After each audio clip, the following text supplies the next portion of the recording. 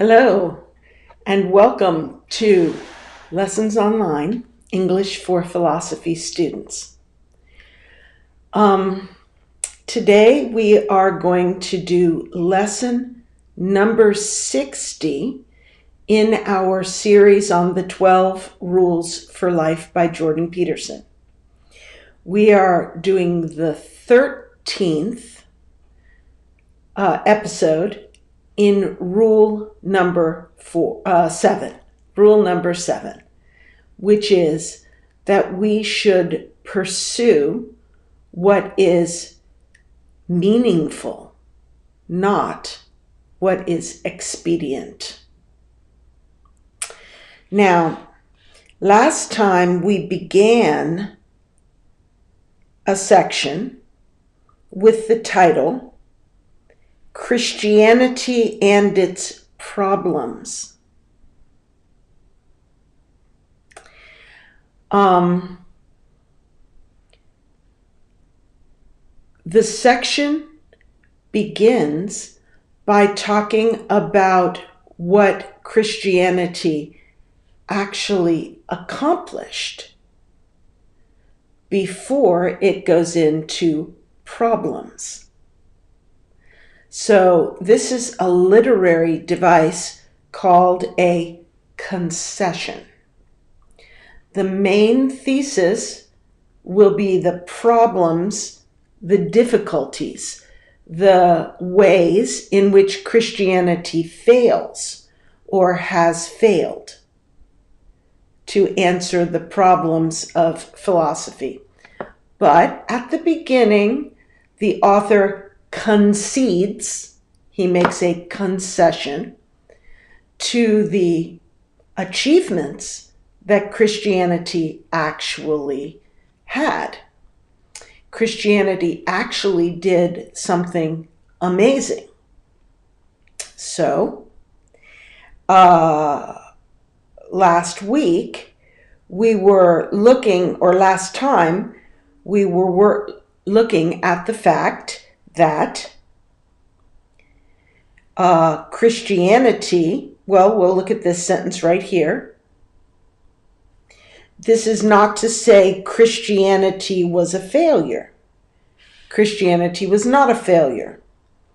Actually, Christianity proved and made explicit in the conception of mankind the idea that every soul has transcendent worth.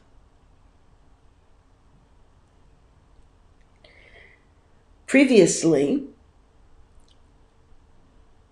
there was an idea that evil was stronger than good. In the story of Cain and Abel, which was spoken of in earlier segments, Abel, the good son, was the hero, but Cain, the evil son, triumphed and killed his brother who was good. This story showed the level of development of mankind, that they could see what good looked like, Abel offering sacrifice acceptable to God, but they also saw that evil in the form of Cain offering a flawed sacrifice grudgingly ultimately was more powerful.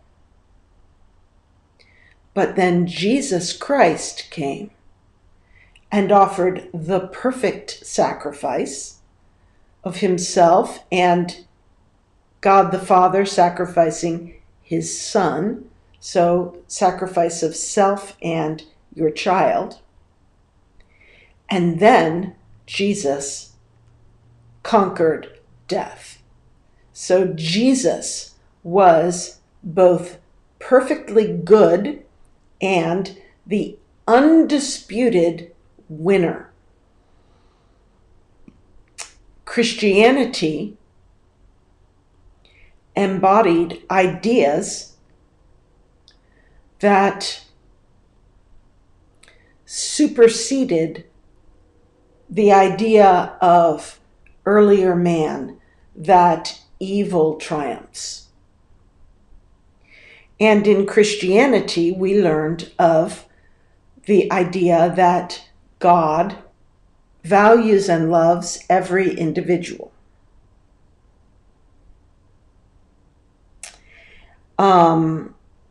As Jordan says, I'm going to go to, here.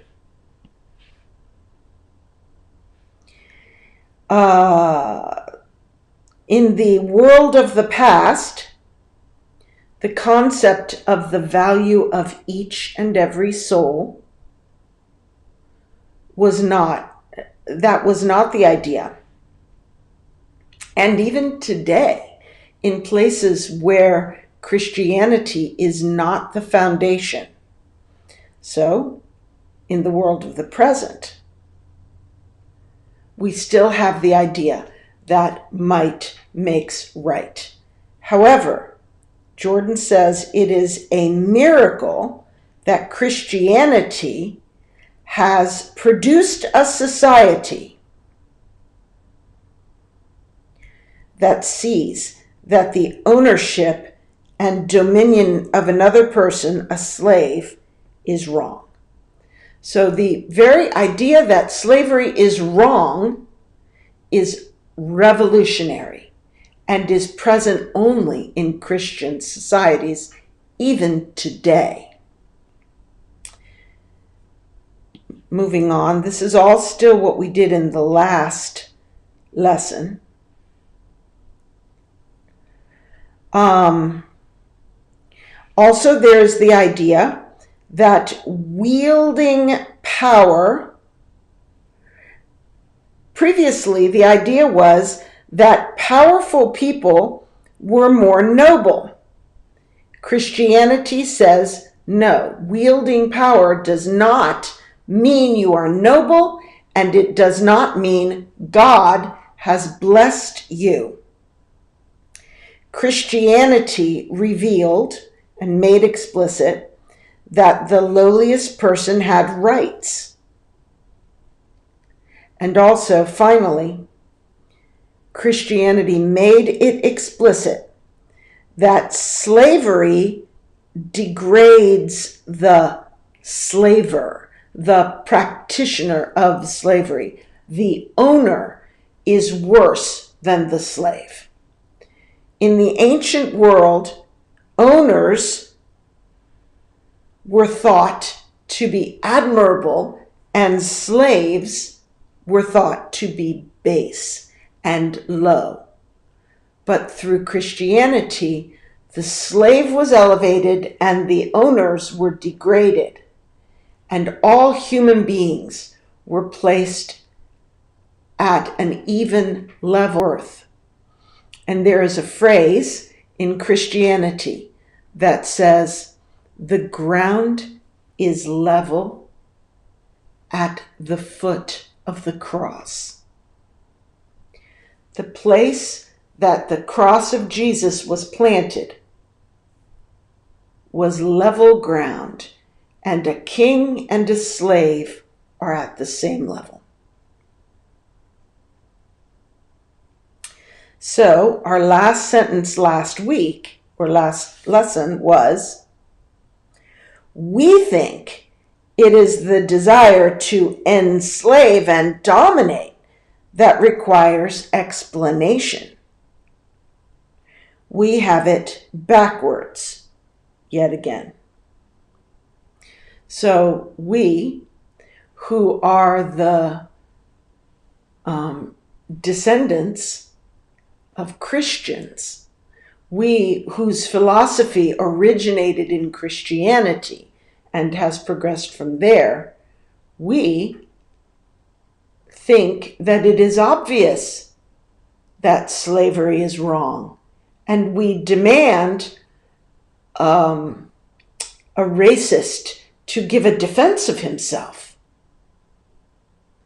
But really, in most cultures of the world and in all times, the good of power was seen as self-evident, eminently practical, and even morally good.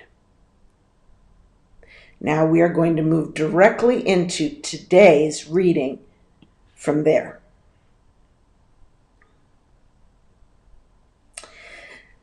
This is not to say that Christianity was without its problems. Hold on one sec.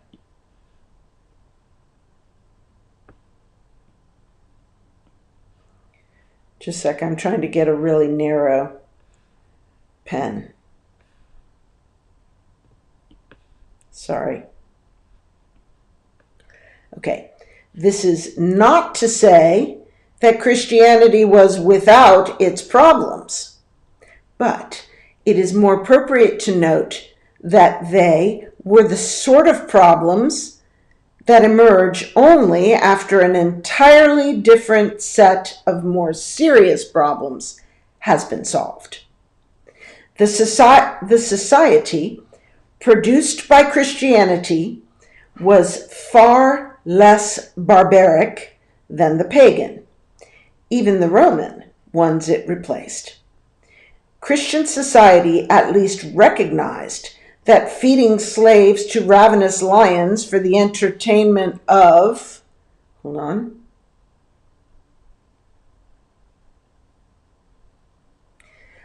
the entertainment of the populace was wrong, even if many barbaric practices still existed. Even if many barbaric practices still existed. It objected to infanticide, to prostitution, and to the principle that might means right. It insisted that women were as valuable as men, even though we're still working out how to manifest that insistence politically. It demanded that even a society's enemies be regarded as human. Finally, it separated church from state so that all too human emperors could no longer claim the veneration due to gods. All of this was asking the impossible, but it happened. Let's go back.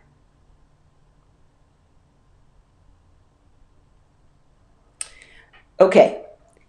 In the previous paragraph up here, I told you that it was a concession. It was a statement of the opposite of the thesis. So, here we have, this is not to say that Christianity was without its problems. We have the typical double negative of English. Get rid of both of them.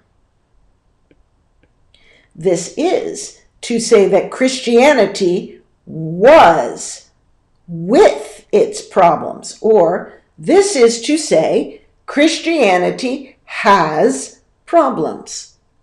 That is the meaning of this construction. So it is in contrast to the concession above. The concession above says Christianity made a revolutionary breakthrough by teaching us that individuals have rights, that the slave is the equal of the prince, and that exercise of power degrades you rather than ennobles you if you are using that power to subjugate another human being. Those were the achievements of Christianity. But this is not to say that Christianity was without its problems. Christianity had problems. But, so again, now we're going to go back. It could be confusing, but it is more appropriate to note that they, meaning the problems of Christianity, were the sort of problems that emerge only after an entirely different set of more serious problems has been solved. Okay, so up here we see that Christianity was great. Here we see it was not perfect. And then here we see that the imperfections were of a higher level than any imperfections would have been before the revolutionary advances that were up here. So if we had a problem up here, it was a philosophically elementary problem compared to the problems that Christianity dealt with. That's what that sentence means. So, the problems that Christianity dealt with were the sort of problems that come about, that emerge, only after an entirely different set of more serious problems has been solved. So Christianity solved a bunch of serious problems. It brought mankind to a higher level. And then on that new plateau, there were new challenges, which we are dealing with to this day in our society that was originally informed by Christianity. Now the paragraph will go on to support the thesis. This is the thesis. Hold on. The thesis of this sentence is that the problems were the sort of problems that emerge after an entirely different set of more serious problems has been solved. It's now going to go and support that.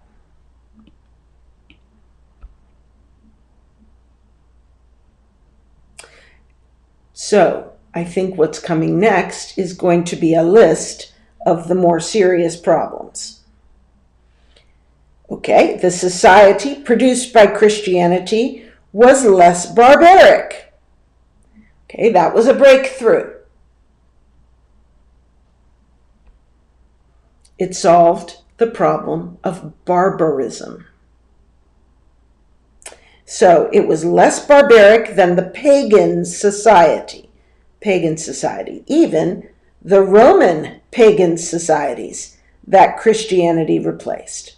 So less barbaric was the first problem solved.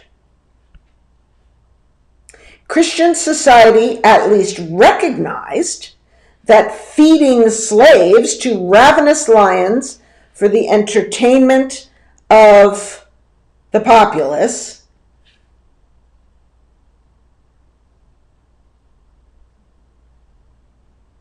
was wrong, even if many barbaric practices still existed.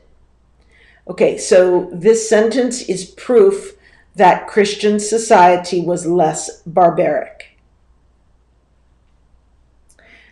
However, it is also true that barbarism still existed in Christian society, but not as bad, not as severely. At least Christian society objected to infanticide, prostitution, and the principle that might means right.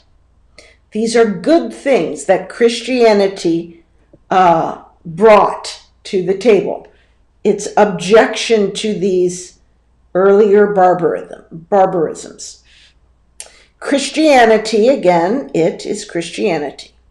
Christianity insisted that women were as valuable as men, even though we are still working out how to manifest that insistence politically. So Christianity originally had a revolutionary breakthrough to realize that women were as valuable as men. But in 2,000 years, we still haven't quite figured out how to embody that realization in politics and social order. To this day, we are struggling. Yeah, anyway. Christianity, meaning it, demanded that even society's enemies be regarded as human. So Christian societies are not as cruel to prisoners of war. We saw that in World War II. The difference between the treatment of Japanese prisoners of war compared to those of the Allies. Finally, it separated church from state so that all too human emperors could no longer claim the veneration due to the gods. So before Christianity, the Pharaoh of Egypt considered himself a god and demanded worship. It was the same with the Nebuchadnezzar in the Old Testament, demanded that people worship him. Christianity separated political power from the concept of the authority of God. All of this was asking the impossible, but it happened.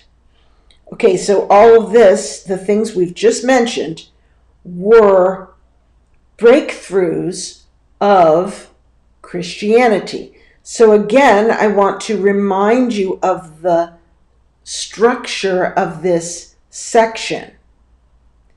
This section is going to be Christianity and its problems.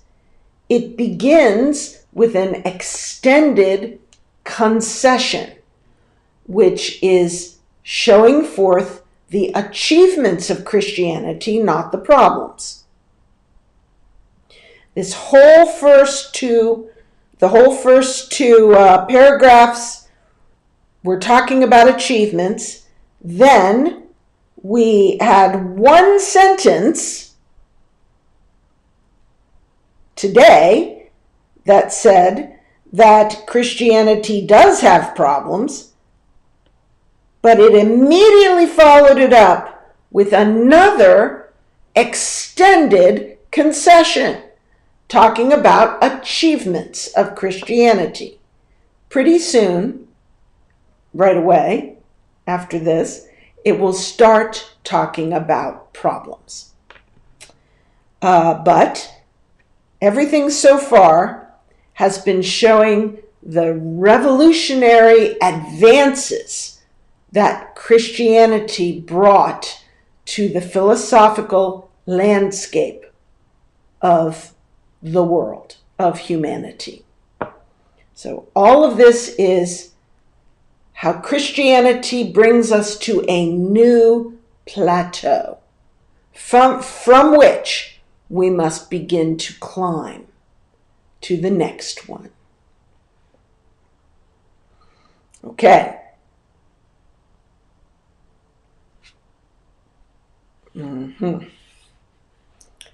Okay, I think I'll go to this. Let's read the next paragraph. As the Christian Revolution progressed, however, the impossible problems it had solved disappeared from view. That's what happens to problems that are solved. And after the solution was implemented, even the fact that such problems had ever existed disappeared from view. Then, and only then, could the problems that remained, less amenable to quick solution by Christian doctrine, come to occupy a central place in the consciousness of the West. Come to motivate, for example, the development of science aimed at resolving the corporeal, material suffering that was still all too painfully extant within successfully Christianized societies. The fact that automobiles pollute only becomes a problem of sufficient magnitude to attract public attention when the far worse problems that the internal combustion engine solves vanish from view. Hold on one sec. That's weird. Okay. Vanish from view. People stricken with poverty don't care about carbon dioxide. It's not precisely that CO2 levels are irrelevant. It's that they're irrelevant when you're working yourself to death, starving, scraping, a bare living from the stony, unyielding, thorn and thistle infested ground. It's that they're irrelevant until the tractor is invented and hundreds of millions stop starving. In any case, by the time Nietzsche entered the picture in the late 19th century, the problems Christianity had left unsolved became paramount. Okay. Hold on.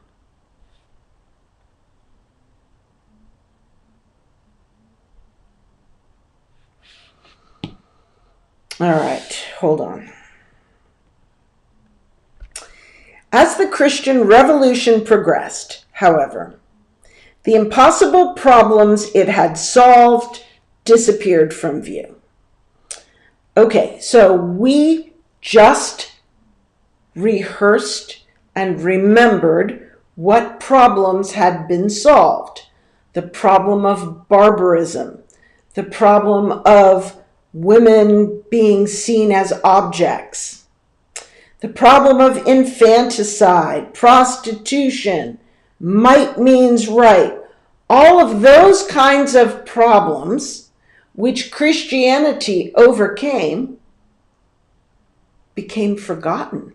People forgot that anybody ever thought that it was okay to kill babies or to prostitute yourself or whatever. People forgot that these were problems, and they forgot that Christianity had overcome those problems. That's what always happens to problems that are solved. They are forgotten. You move on to the next problem. And after the solution was implemented, even the fact that such problems had ever existed disappeared from view. So nobody even remembered that there ever were these ideas, these wrong ideas. And then, and only then and only then, did we have the conditions in which the remaining problems could come to occupy a central place in the consciousness of the West. After you forget about the old problems and stop celebrating that we have overcome them, we can now see that we still have problems. And we can begin to focus on those. And those problems are less amenable to quick solution by Christian doctrine. Meaning, The remaining problems are the difficult problems, the ones which Christianity does not solve just like that.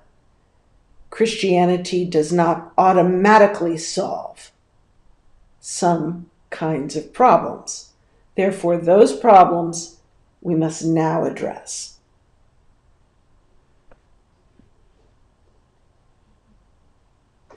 Then and only then could the problems that remained, let's skip from there to here, because there are two endings to that sentence.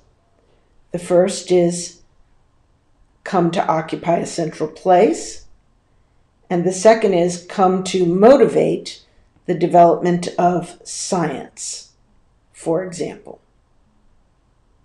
So let's read this sentence.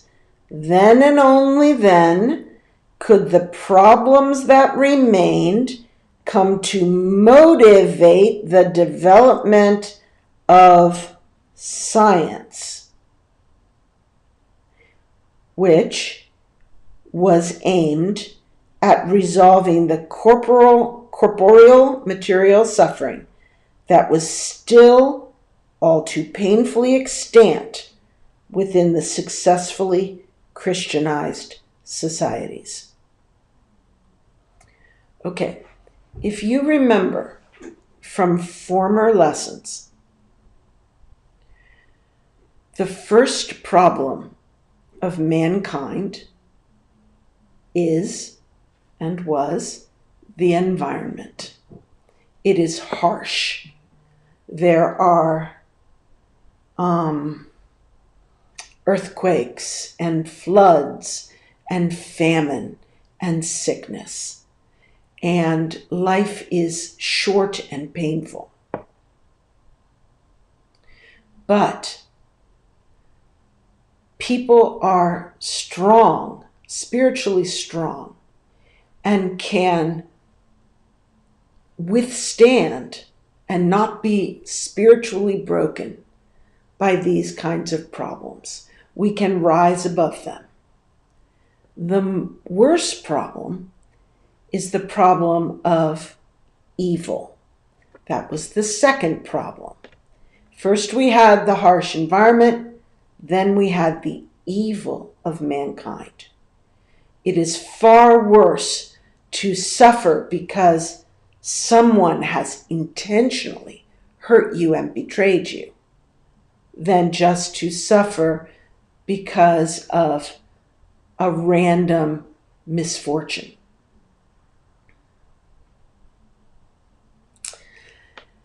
Christianity addressed the problem, both of those problems, Christianity addressed somewhat by giving, by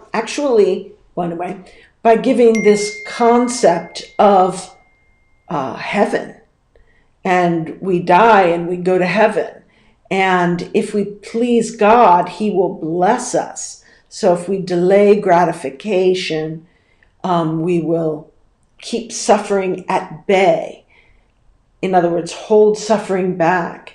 And if we can forgive our neighbor, we can deal with the spiritual and emotional trauma of human evil. So all of that was really important. But after all of that was dealt with, the problem of human suffering in the material world still existed. It was painfully extant. Extant means it exists to this day. It is all well and good. It is good so far as it goes to say to a person dying of cancer, you will be in heaven soon. Take comfort. God loves you. But it is better to be able to say, and Science has developed a cure. You will be better soon. And here is medicine to take away your pain now. So you see that just curing the spiritual hurt was not enough. After the spiritual hurt was healed, we are still left with the physical hurt. And that is where science came in. So one problem of Christianity is that it did not solve the problems of human suffering that come from the environment. So let's continue. The rest of the paragraph will be examples of the thesis, which is basically that you must solve the first problem before the second problem becomes obvious. For example, I'll give you my own example. This is an example from my life. When I was having my fourth baby, I also had a migraine headache during delivery. Now, the migraine headache was the worst pain. I actually had a very bad, complicated delivery of my baby. A very painful abnormality occurred in the way the child was laid in the womb, resulting in a very painful delivery. But my memory, I don't remember the pain of the delivery because the migraine headache was so bad. Now, if you solved the problem of the migraine headache, made that go away, all of a sudden, I am sure, I would have noticed the pain of the delivery and the malpresentation of the baby. That would have become a terrible problem, and I would have been distressed. But I could not see or feel or pay attention to the problem, the lesser problem of the malpresentation of the baby, because the greater problem of the migraine headache was so bad. This is the thesis of this paragraph is you must clear away the worst problem first. Once that terrible problem is set aside and we finish remembering and rejoicing that it is gone, all of a sudden we are able to see the remaining problem, which was smaller, but it becomes big because it is now revealed. So that's the thesis. Here comes support. The fact that automobiles pollute only becomes a problem of sufficient magnitude to attract public attention when far worse problems that the internal combustion engine solves vanish from view. People stricken with poverty don't care about carbon dioxide. It is not precisely that CO2 levels are irrelevant.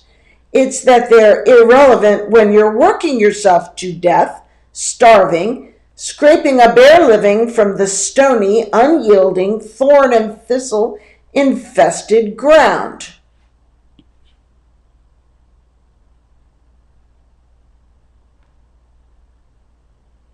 It's that they're irrelevant until after the tractor is invented and hundreds of millions of people stop starving. Okay, so this is the example. People in third world countries where starvation is the problem and backbreaking work to raise small crops by having an ox or a cow pulling a plow. People like that don't care about global warming. They don't care about pollution. They say, give me a tractor. Who cares about pollution? I need food. But once we have plenty of food, like in the West, we say, pollution is a problem. We need to solve the problem so that we can go for a pleasant hike in a national forest and breathe clean air. Breathing clean air is not the priority of the person who is starving. So, in any case, by the time Nietzsche entered the picture in the late 20th century, is that when he was? I'm not sure. It'll tell in a second. Oh, in the late 19th century, right. 20th was just 20 years ago. Late 19th century, the problems of that Christianity had left unsolved had become paramount. So, we had 2,000 years of Christianity in the West. Plenty of time to forget the misery of life before Christianity. Plenty of time for Christianity to develop and bring about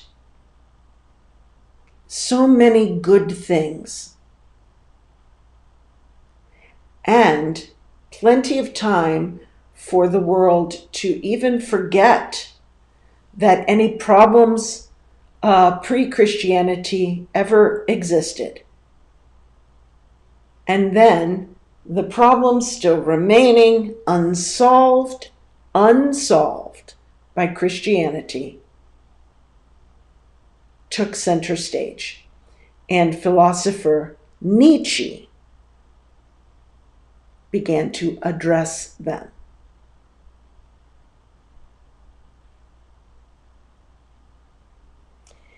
Okay, I think we should stop here. So we will pick it up next time and see what Nietzsche had to say about all this. Thank you for joining me. We'll see you next time. Bye.